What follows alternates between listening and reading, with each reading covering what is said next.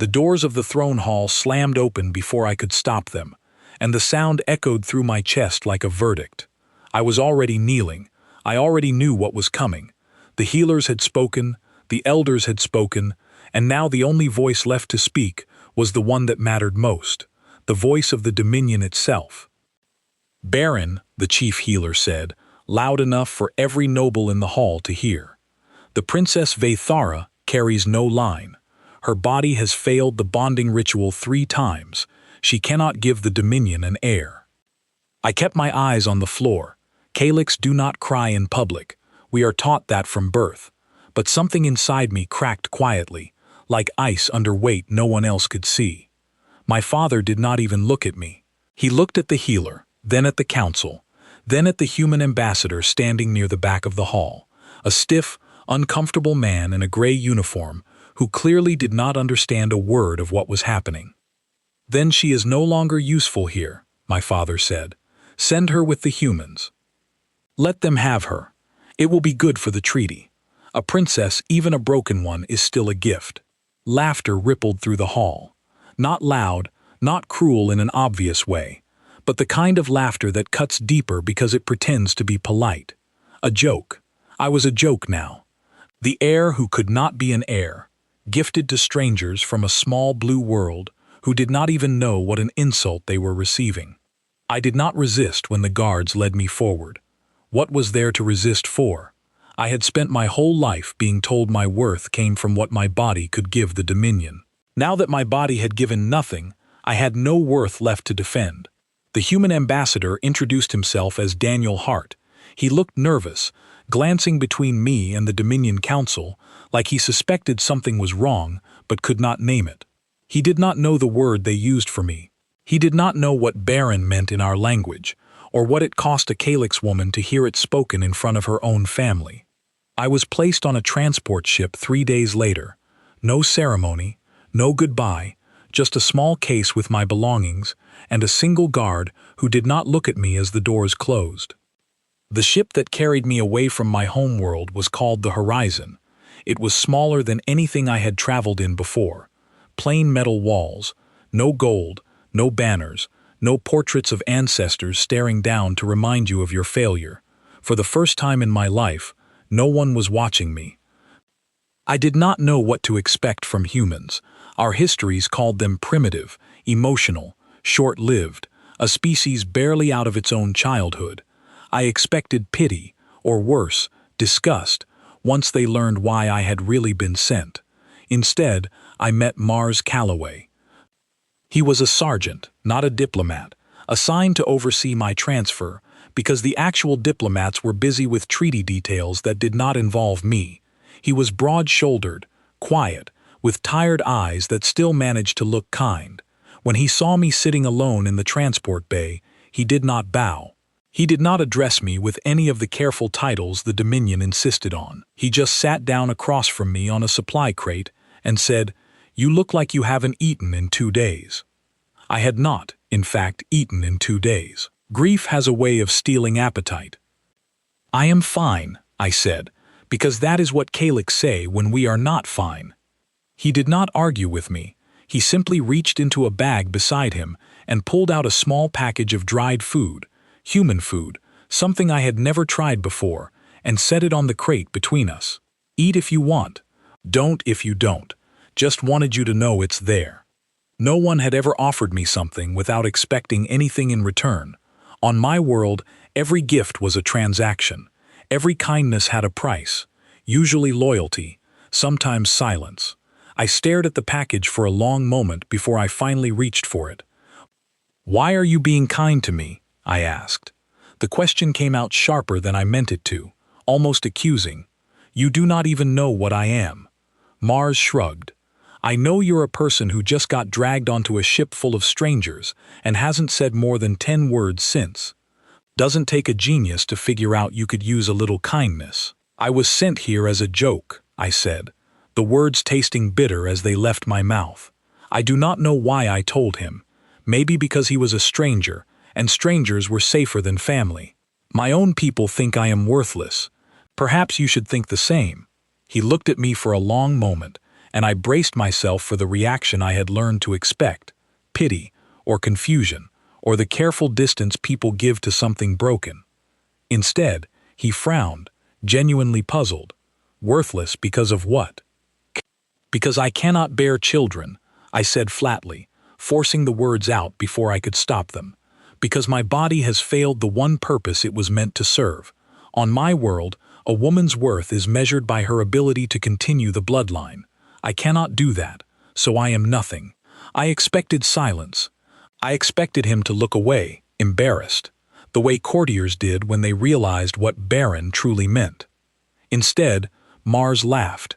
Not a cruel laugh, a short, disbelieving one, like I had told him something absurd. "That's the dumbest thing I've ever heard," he said. I stiffened. "Excuse me?" "No offense," he said quickly, holding up a hand.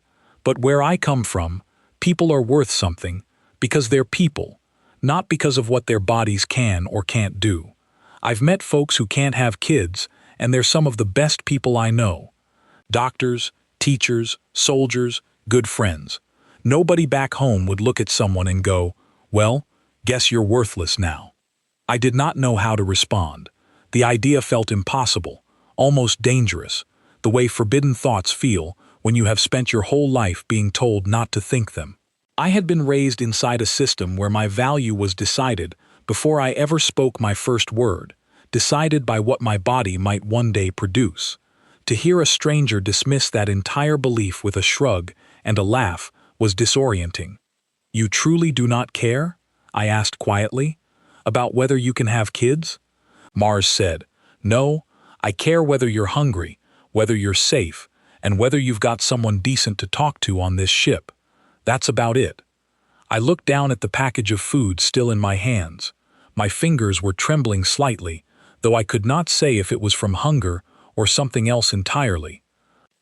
"On my world," I said slowly, "no one has ever spoken to me the way you just did." "Well," Mars said, leaning back against the wall of the cargo bay, "you're not on your world anymore." I did not know, in that moment, that those words would echo in my mind for years to come. I did not know that the man sitting across from me on a crate of supplies, offering dried food to a stranger he owed nothing to, would become the center of a life I could not yet imagine. All I knew was that for the first time since the healer's verdict had been spoken in that throne hall, I did not feel like a joke. I felt, quietly and cautiously, like a person again. The journey to the human homeworld would take several more days, and in that time I learned that Mars Calloway was not unusually kind for a human. He was simply a human. The other crew members treated me with the same plain courtesy, offering directions, small talk, the occasional joke I did not understand but appreciated anyway. No one asked about my fertility. No one seemed to care. It was, in its own strange way, the most freeing experience of my life. I still did not know what would become of me once we reached Earth. I did not know if I would be kept as a diplomatic curiosity, studied by scientists, or simply forgotten in some quiet corner of a foreign world. The Dominion had discarded me, and I had no reason to believe the humans would treat me any differently in the end. But as the horizon carried me farther from everything I had ever known, I found myself staring out at the stars instead of the floor, for the first time in weeks, and somewhere deep inside the part of me that still ached from the healer's words, a small, stubborn flicker of hope refused to go out. I did not know yet what that flicker would grow into. I did not know that the humans, so small and short-lived and endlessly kind in their strange, plain way, would teach me something my own people never had. That worth is not something given by blood, or bodies, or bloodlines. It is something you build, and I was about to start building mine. The alarm woke me before dawn, sharp and sudden, cutting through the quiet of the small house Mars and I now shared on the edge of a military settlement outside a city called Ashford. I sat up fast, my heart pounding, old instincts from the Dominion court still telling me that any sudden sound meant danger, meant judgment, meant another verdict waiting to be read. But this was not the throne hall.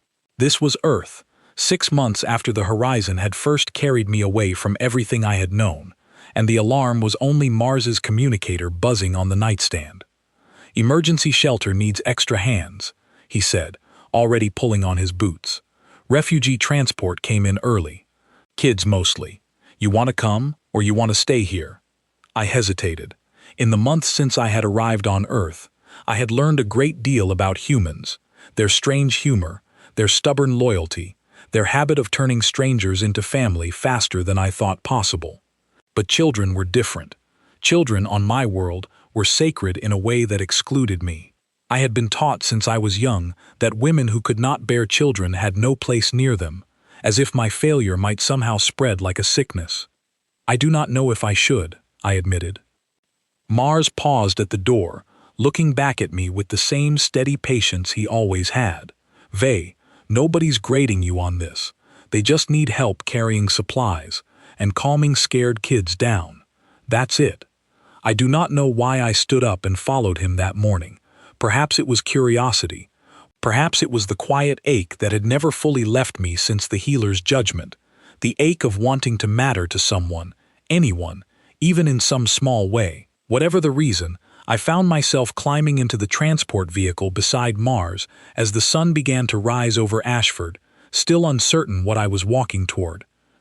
The shelter was a converted community building near the edge of the settlement, filled with cots and crates of supplies and the low, constant murmur of frightened voices. The refugees were mostly human, families displaced from a colony that had come under attack during one of the border conflicts still flaring between Earth's outer settlements and hostile factions. But among them, I noticed a handful of other species as well, small groups huddled together, disoriented and afraid. Mars was pulled away almost immediately to help unload supply crates, leaving me standing near the entrance, unsure of what to do with my hands or my presence. I had spent my entire life being told what my role was in any given room: princess, heir, failure. Here, I had no role at all. That was when I saw her. A small girl, no older than 6 years by human counting, was sitting alone near the far wall, knees pulled to her chest, staring at nothing. Her clothes were torn, her face streaked with dried tears, and none of the exhausted volunteers seemed to have noticed her yet, too busy managing the larger crowds pressing toward the food and water stations. I do not know what made me walk toward her instead of away. Every instinct from my upbringing told me to stay back, that children were not mine to approach, that I had no right to offer comfort I had been told I was unworthy of giving. But something stronger than that old fear pulled me forward. I knelt down slowly, keeping my distance at first, the way one might approach a frightened animal. "Hello," I said softly. "My name is Vey." The girl did not answer. She only looked at me with wide, wary eyes, the kind of look that had seen too much for someone so young. "I know this place is loud and strange," I continued, keeping my voice low and even. "I felt the same way when I first arrived here, on a ship, very far from everything I knew." Still no answer, but her eyes stayed on me now instead of drifting away. I sat down fully on the floor beside her, careful not to crowd her space. "What is your name?" I asked. "Lily," she whispered finally, so quiet I almost missed it. "Lily," I repeated. "That is a lovely name. Where I come from, we do not have flowers quite like that, but I have seen pictures. They are very beautiful." She did not smile, not yet, but something in her shoulders eased slightly, the tension bleeding out just a little. We sat together in silence for a while after that, and I found myself simply staying beside her, offering nothing more than my presence, which felt like both the smallest and largest thing I had ever given anyone. It was nearly an hour later, as volunteers began sorting families into temporary housing assignments, that Lily finally reached out and grabbed my hand. I froze. On my world, a child reaching for me would have been unthinkable, discouraged, even punished depending on the severity of the breach. My body carried a truth my people considered shameful, and shame, I had been taught, was contagious. But Lily did not know any of that. She did not care what my body could or could not do. She only knew that I had sat with her when no one else had, that I had spoken softly instead of rushing her along, that I had, in some small way, made her feel less alone. "Will you stay with me?" she asked, her small fingers tightening around mine. I looked up and found Mars watching from across the room, a stack of supply crates forgotten at his feet, an expression on his face I could not quite name. Not surprise exactly, something closer to quiet pride. "Yes," I told Lily, my voice steadier than I expected it to be. "I will stay with you." That night, after Lily had been placed with a temporary foster family 2 streets over, I sat on the small porch of the house. Mars and I shared, staring out at the darkening sky, still feeling the ghost warmth of her hand in mine. "You were good with her," Mars said, settling into the chair beside me. "I did not expect to be," I admitted. "On my world, I was told children were not meant for someone like me, that my presence near them was inappropriate, perhaps even harmful." Mars was quiet for a moment, the kind of quiet that meant he was choosing his words carefully. "That's messed up, Vey. Kids don't need someone who can have babies. They need someone who shows up, someone who's patient, someone who makes them feel safe. You did all of that today without even trying." I turned the thought over slowly, like a stone I had never examined from this particular angle before.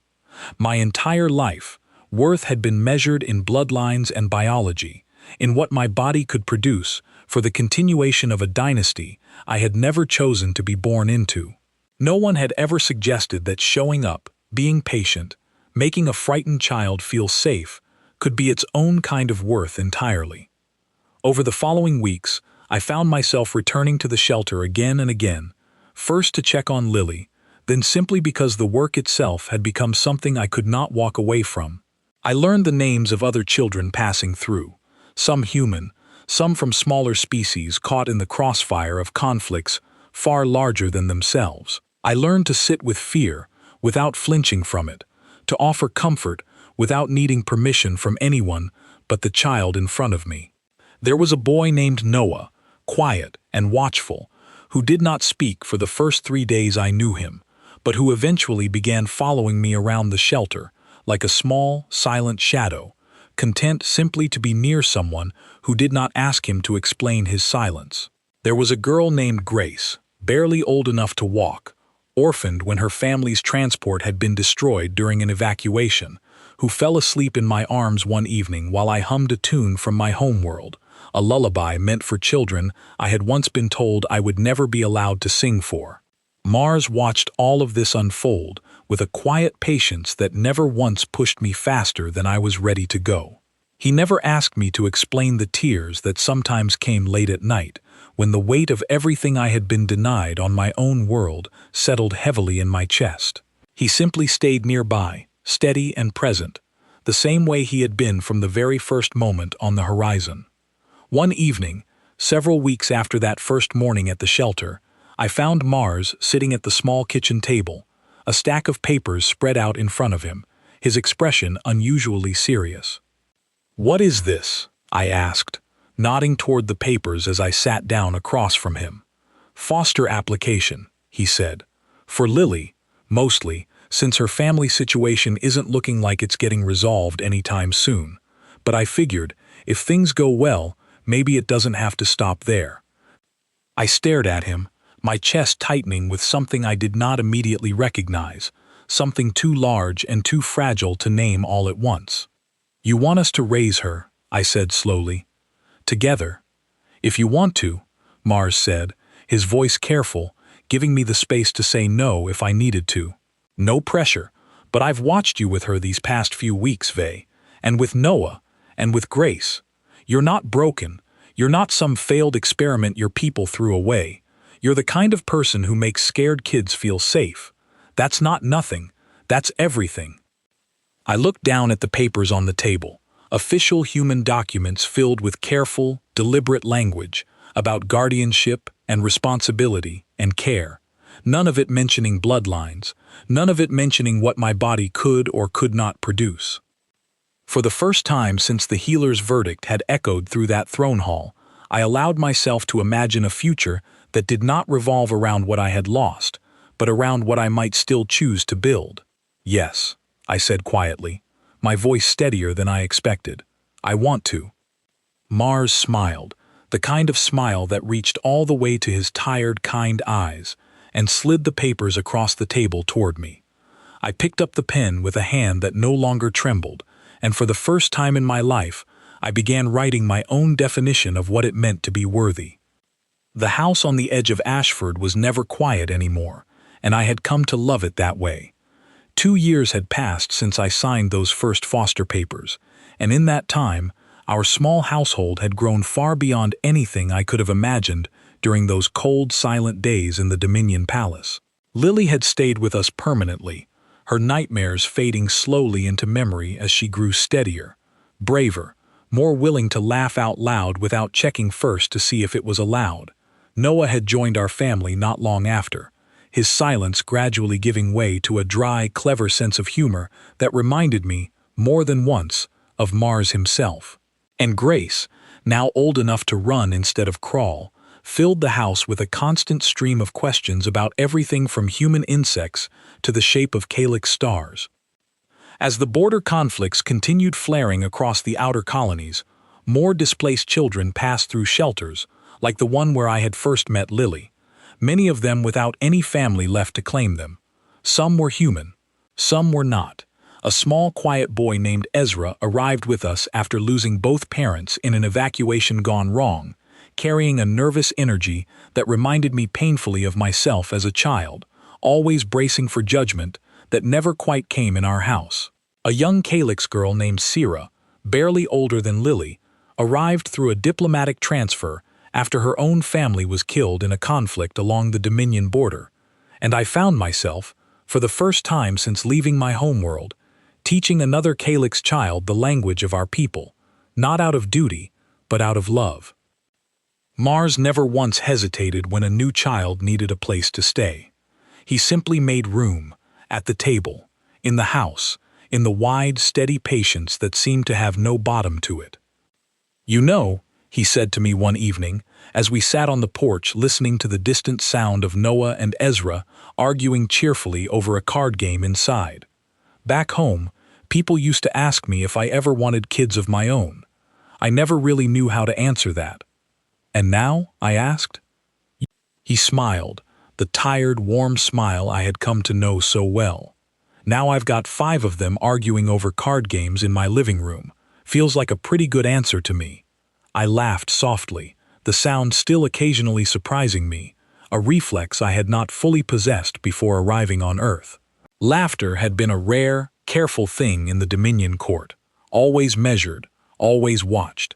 Here, it came easily, spilling out of me at odd moments, usually triggered by something one of the children had said or done. It was Sira who taught me the most about how far I had come. She arrived quiet and guarded, much the way I imagined I must have looked to Mars on that first day aboard the Horizon, wary of kindness she did not yet trust. She had grown up hearing the same stories I had, the same rigid Dominion beliefs about worth and bloodlines and the shame attached to bodies that did not conform to expectation. One evening, several weeks after her arrival, I found her sitting alone in the small garden behind our house, staring at her hands with an expression I recognized instantly, the same quiet grief I had once carried myself. "What troubles you?" I asked, sitting down beside her in the grass.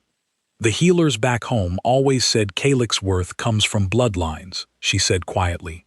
"But you are calyx too, and you live here, with human children, with no bloodline connecting any of you. Are you not ashamed?" The question landed with unexpected weight, not because it hurt, but because I remembered asking myself the very same thing, years ago, in a different life entirely. "I was ashamed once," I admitted. "I believed for a long time that my worth had been decided before I ever had the chance to prove otherwise. I believed my body's failure made me unworthy of love, unworthy of family, unworthy of children like you." "What changed?" Sira asked. "I met people who did not care what my body could or could not do," I said. "I met a man who saw a frightened stranger on a cargo ship and offered her food without expecting anything in return. I met a little girl in a refugee shelter who reached for my hand because I sat with her when she was scared. not because I shared her blood. I learned, slowly, that family is not something given to you by biology. It is something you build, one choice at a time, one act of kindness at a time. Sira was quiet for a long moment, turning the words over the way I had once turned over Mars's words on the porch, testing their weight against everything she had been taught to believe. "Do you think I could build a family too?" she finally asked, "even though I am not what the Dominion says I should be?" I reached over and took her hand, the same way I had once taken Lily's on the floor of that shelter, the same way countless small hands had found mine in the years since. "Sira, you already have. Look around you. This house, this noise, this chaos every evening at dinner, that is a family, and you are already part of it." She smiled then, small and uncertain but real, and something in my chest eased in a way I had not expected. I had spent so long believing that healing meant erasing the wound the Dominion had left in me. I was beginning to understand, instead, that healing meant using that wound to recognize the same pain in others, and offering them what I had once been denied. Mars and I formalized our relationship not long after Sira's arrival, a quiet human ceremony held in our own backyard, surrounded not by court nobles or political witnesses, but by 6 children, ranging from toddler to nearly grown, all of them ours by choice rather than blood. There was no elaborate ritual, no bonding ceremony demanding proof of fertility, no healers standing ready to judge the worth of the union based on what children we might one day produce. There was only Mars, standing across from me under a simple arch Noah and Ezra had built themselves out of scrap wood, and the quiet, steady promise that we would keep building this family together for as long as we both lived. "Do you, Vathara, take this ridiculous, stubborn man to be your husband?" the officiant asked, a family friend named Oliver Bennett, who ran the local shelter and had watched our family grow from its very first days. "I do," I said, and for the first time since the healer's verdict had shattered my old life, the words felt like a beginning rather than an ending. Later that evening, after the small gathering had wound down and the children had finally been coaxed into bed, Mars and I sat together on the porch, the same porch where he had first shown me the foster papers years earlier. "You ever think about them?" he asked quietly. "Your people, I mean. Do you ever wonder what they'd say if they saw all this?" I considered the question carefully before answering. "I think about them less than I used to," I admitted. "But when I do, I no longer feel shame. I feel something closer to pity, honestly. They built an entire system around the idea that worth comes only from bloodlines, from what a body can produce. They never understood that the truest kind of family is chosen, built deliberately, out of patience and presence and love, rather than obligation." "Think they'll ever come looking for you?" Mars asked. I looked out at the darkening sky, thinking of the throne hall I had left behind, the healer's verdict, still echoing faintly somewhere in the back of my memory, though it no longer held the power it once did. "I do not know," I said honestly, "but if they do, they will not find the broken princess they sent away as a joke. They will find something they never expected." "What's that?" Mars asked. I smiled, thinking of Lily's laughter, Noah's dry humor, Grace's endless questions, Ezra's cautious trust, Sira's slow healing, and Mars's steady, unwavering patience through every single moment that had brought us here. "A mother," I said quietly, "with a family larger and stronger than anything their bloodlines could ever build." Mars reached over and took my hand, the same simple gesture that had once seemed impossible to me, back when I believed my worth had already been decided by forces outside my control. Neither of us knew yet how soon the Dominion would come looking, but sitting there on that porch, surrounded by the quiet sounds of a sleeping house full of children who were mine by every measure that mattered, I found I was no longer afraid of what they might say when they found me. I had already answered the only question that had ever truly mattered.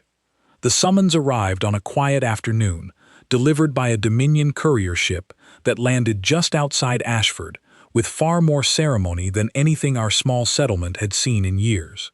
I recognized the ship's markings before it even finished descending, the same crest that had once hung above the throne hall, where my father declared me worthless in front of the entire court. Mars stood beside me in the doorway of our house as the courier approached, his hand resting lightly on my shoulder, steady the way it always was when the ground beneath me felt uncertain. "You don't have to go if you don't want to," he said quietly. "I know," I answered, but some part of me, the part that still remembered the cold marble floor beneath my knees on the day I was cast out, needed to see this through. The courier, a stiff young Dominion official named Counselor Kesh, delivered the message with careful formality, though I could see the discomfort behind his eyes as he read it aloud. The Dominion Council requested my presence at the capital, citing matters of renewed diplomatic significance regarding the human alliance. There was no mention of an apology. There was no acknowledgement of what had been done to me, only a summons, phrased as though I should feel honored to receive it. "They want something," I said once Kesh had finished. "They would not call for me otherwise." "Then let's find out what," Mars said. We traveled to the Dominion capital as a family, all 6 children insisting they would not be left behind, a fact that seemed to unsettle Kesh more than anything else about our arrival. I watched his expression shift as he catalogued our group during the journey: a human sergeant, a Calyx woman once declared barren by the court, and 6 children of mixed species bound to us not by blood but by choice. It was clear he did not know what to make of it, and clearer still that whatever report he sent ahead to the council would not match the story they expected to hear.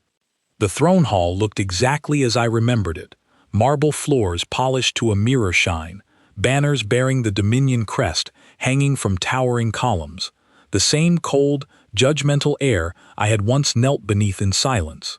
My father sat upon the central throne, older now, his expression unreadable as I entered, flanked not by guards escorting a prisoner, but by a husband and 6 children walking beside me as equals. A murmur rippled through the assembled court, the same kind of murmur I remembered from the day I was cast out, though this time it carried a different texture entirely, confusion rather than mockery. "Vaithara," my father said, his voice carrying across the hall, "you have returned." "I was summoned," I said evenly, refusing to kneel this time. I felt Mars's hand find mine, grounding me the way it always did, though I confess I did not expect a warm welcome. A ripple of tension crossed the court at my tone, so different from the quiet, obedient princess who had once left this hall in silence. My father's expression tightened slightly, though he did not immediately respond. It was Chancellor Drasil, seated near the throne, who spoke instead, his voice carrying the same careful diplomatic tone I remembered from years of court politics. "Princess Vaithara, the council has followed reports of your, situation among the humans with great interest. It seems you have built something of a household there." "I have built a family," I corrected. 6 children, who chose to call me mother, and a husband who has stood beside me through every step of that choice. "Yes," Drasil said, glancing briefly at the children standing quietly but attentively beside me. "A remarkable achievement, given the circumstances of your departure." I recognized the careful phrasing immediately, the diplomatic dance around the word they had once used so casually to destroy me. "You mean, given that I was declared barren and sent away as a joke," I said plainly, watching several council members shift uncomfortably at the bluntness. "You may say the word, Chancellor. I am no longer ashamed of it." Silence spread through the hall, heavier than any I had experienced during my years in the Dominion court. My father's hands tightened on the arms of his throne. "The human alliance has grown stronger since your arrival among them," Drasil continued carefully, clearly attempting to redirect the conversation toward whatever purpose had actually prompted this summons. "Reports indicate your household has become something of a symbol among the humans, a demonstration of unity between our species. The Council believes your continued presence in Dominion affairs could prove, diplomatically valuable." I understood then exactly why I had been summoned. Not out of remorse, not out of any desire to acknowledge the cruelty of my exile. Simply because I had become useful again, in a new and unexpected way, and the Dominion, as always, cared only for utility. "You wish to use my family as a diplomatic tool," I said, letting the words hang plainly in the air. The same way you once used my supposed worthlessness as a diplomatic joke. That is an uncharitable characterization. My father finally spoke, his voice tight with the particular strain of a man unaccustomed to being challenged. The Dominion offers you the chance to reclaim your title, your succession rights, your place in this court. Few who are cast out are ever offered such a return. I felt Lily's small hand slip into mine, the same gesture she had offered me years ago in that refugee shelter, grounding me now the way it had then. Beside her, Noah stood tall and steady, Grace peeking curiously from behind Mars's leg, Ezra watching the court with the same wary alertness I remembered from his early days with us, and Sira, my fellow Calyx, standing straight-backed and unashamed in a way the Dominion had never taught her to be. "You call this an offer," I said, my voice carrying clearly through the silent hall, "but I see it for what it truly is. You did not summon me because you regret what you did. You summoned me because the story of a broken princess who built a thriving family threatens the very system you built your entire court upon. A system that says worth comes only from bloodlines, only from what a body can produce for the continuation of power." "Vaethra," my father warned. "No," I said, and for the first time in my life, I did not lower my eyes when he spoke my name in that tone. I spent my entire childhood believing my worth had already been decided before I ever had the chance to prove otherwise. I believed that because you taught me to believe it, and this court reinforced it every single day I lived within these walls.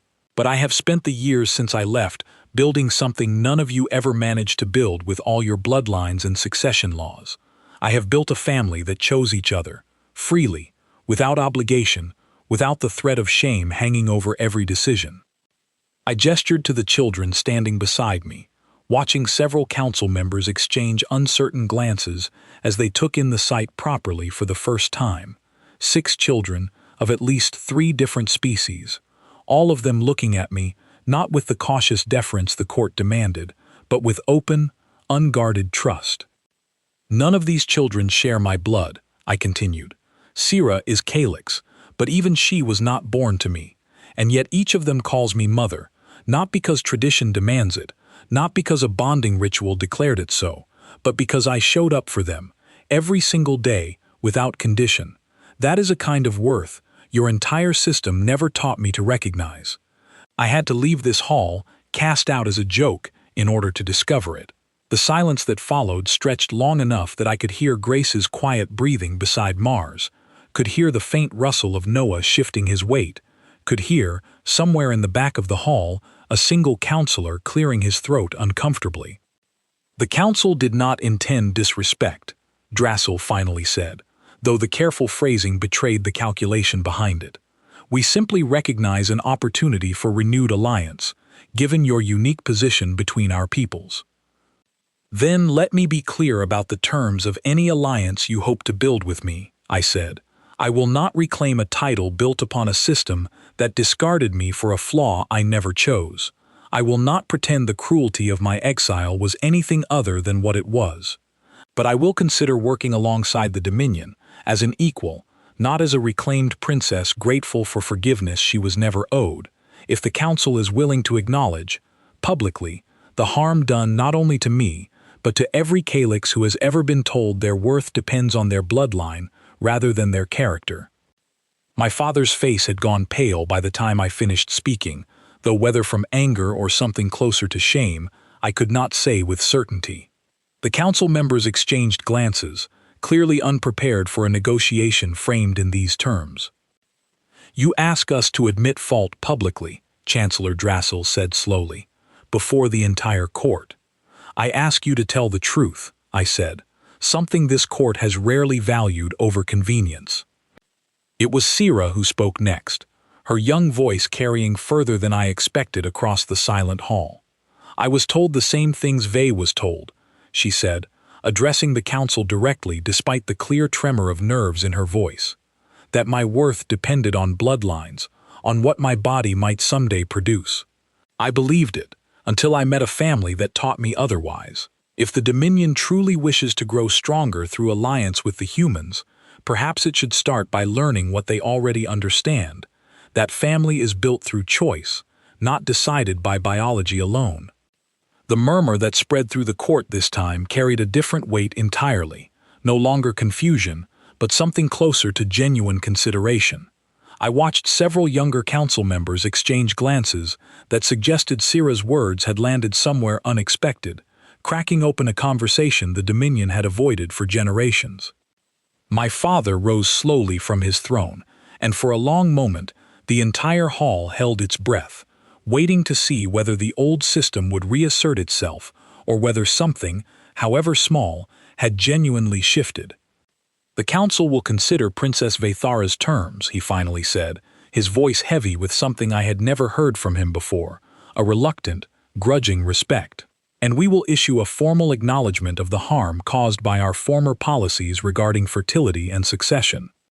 It was not everything. It was not the tearful reunion, the desperate apology, the complete unraveling of a system that had shaped generations of Calyx lives around a single, narrow definition of worth. But it was, I realized as I stood there surrounded by my family, a beginning, the same kind of beginning I had once found on a small cargo ship called the Horizon, in a package of dried food offered without expectation, in a stranger's steady kindness that asked nothing of me except my own honesty. "Thank you," I said quietly, and for the first time since entering that hall, the words did not feel like submission. They felt like the closing of a wound that had finally, truly, begun to heal. As we prepared to leave the capital that evening, Grace tugging insistently at Mars's hand toward the transport ship, Lily walking close beside me with the same quiet confidence she had grown into over the years, I looked back one final time at the throne hall where my old life had ended and a joke had once been made at my expense. I did not feel the shame I had once carried out of those doors. I felt only the steady, unshakable certainty of everything I had built since, walking forward into whatever came next, surrounded by the family that had chosen me, and that I had chosen in return. The Dominion had sent me away believing they were discarding something broken. They had, without ever intending to, given me the chance to become whole. 5 years after that day in the Dominion throne hall, I stood in the kitchen of a house that had grown twice over since the small beginning Mars and I once shared, listening to the familiar chaos of a family preparing for a celebration none of us had ever imagined possible when this all began. "Grace, if you eat one more piece of that cake before the guests arrive, I am telling Sira," Lily called from across the room, now a poised young woman of nearly 17, her voice carrying the same steady confidence she had grown into over the years, so different from the frightened child who once sat alone against a shelter wall. "Sira already caught me," Grace admitted cheerfully, licking frosting from her fingers without a trace of guilt. I smiled, watching the familiar scene unfold around me, the same kind of warm, chaotic normalcy that had once seemed like an impossible dream during my earliest days on Earth. Noah, now old enough to have moved into his own small apartment across the settlement, had returned home for the occasion, currently engaged in an animated debate with Ezra about the best route to take when picking up the last of the guests. Sira, having grown into a calm, thoughtful young woman with a gift for diplomacy that occasionally reminded me painfully of my own younger self, stood near the window keeping careful watch over the arriving transport ships. Because today was not simply a family celebration. Today, the Dominion Council, 5 years after their careful, reluctant acknowledgement in that throne hall, had finally agreed to formally revise the ancient succession laws that had once declared me worthless.